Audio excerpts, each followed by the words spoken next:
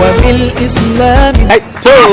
Salamu alaikum. Mallam Jatau. Rabuwana da kai an kwana biyu. Tun a Lagos. Wallahi Allah. Ƙwarai da gaske. Na ji ka shiru lafiya. Ai yanzu haka da kaga ina saurin nan. Gidanka zan je. To fa. Jiya na aiki dan talle. Je saman tudu ya so man leda. Ƙwarai da gaske. Ya so man leda banza.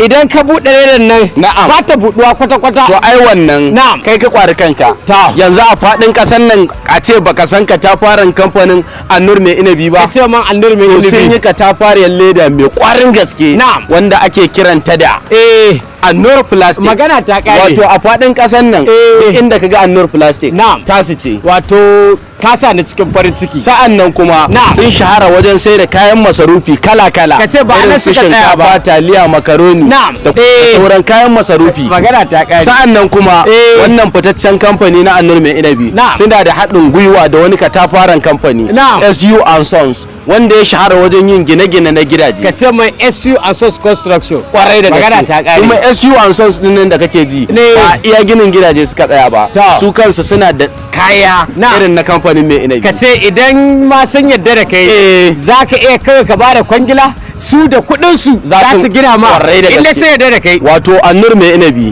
da SU and Sons ta farin kamfanoni ne na arziki. Kuma in kana neman ledan Annur Plastic to ka garzaya fitaccen kamfanin nan na SU and Sons. Magana ta kare. Kawai ka garzaya ka ci arziki. Magana ta kare. Ya lere fara kaɗai zan samu. A kowace kalan leda. Nau'i na leda. Kowace iriyar leda. Magana ta kare. Allah bari mu nan ma.